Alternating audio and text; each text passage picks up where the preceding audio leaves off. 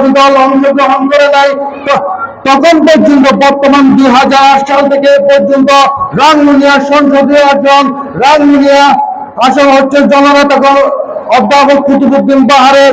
আমি সবাইকে রাঙ্গুনিয়ার গণমানুষের নেতা অধ্যাপক কুতুবউদ্দিন বাহারের পক্ষ থেকে সবাইকে জিয়াই শুভেচ্ছা জানিয়ে সর্বপ্রথম শ্রদ্ধার সাথে স্মরণ করে বহুদলীয় গণতন্ত্রের প্রবক্তা শহীদ প্রেসিডেন্ট জিয়াউর রহমানকে, যিনি জন্মগ্রহণ না করে বাংলাদেশ স্বাধীন সার্বভৌমত্ব পেত না, যিনি জন্মগ্রহণ না করলে লাল সবুজের পতাকা পেতাম না।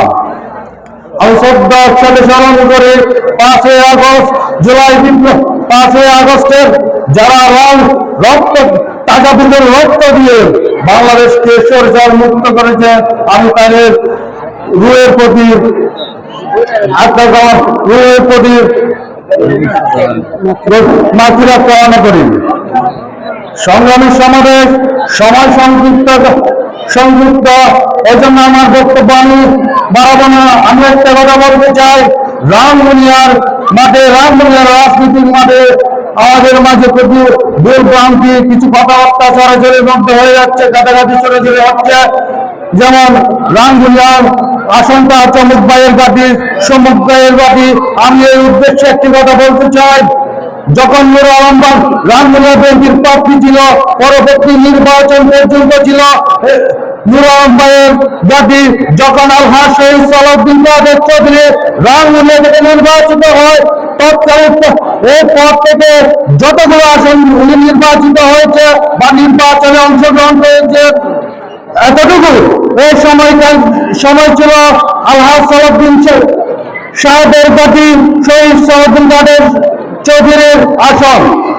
দুঃখের বিষয়, যখন শহীদ সালাউদ্দিন কাদের চৌধুরীকে স্বৈরাচারী সরকার ফাঁসির মঞ্চে কাঠগড়ায় ফাঁসি দেওয়া হয়, তখন 2018 সালে রাঙ্গুনিয়ার মনোনয়ন পেয়েছে রাঙ্গুনিয়ার জননন্দিত নেতা, গণমানুষের নেতা জনাব অধ্যাপক কুতুবউদ্দিন বাহার।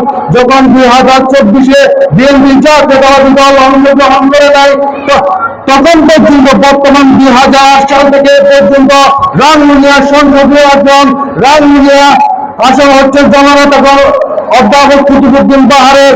আমি সবাইকে রাঙ্গুনিয়ার গণমানুষের নেতা অধ্যাপক কুতুবউদ্দিন বাহারের পক্ষ থেকে সবাইকে জিয়াই শুভেচ্ছা জানিয়ে আমার বক্তব্য আমি শেষ করতে যাচ্ছি।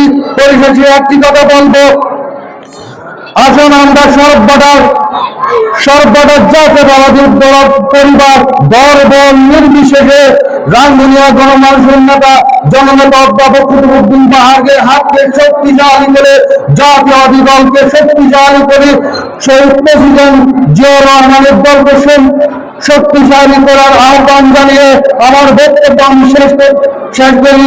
আল্লাহ হাফেজ। বাংলাদেশ জিন্দাবাদ। বাংলাদেশ।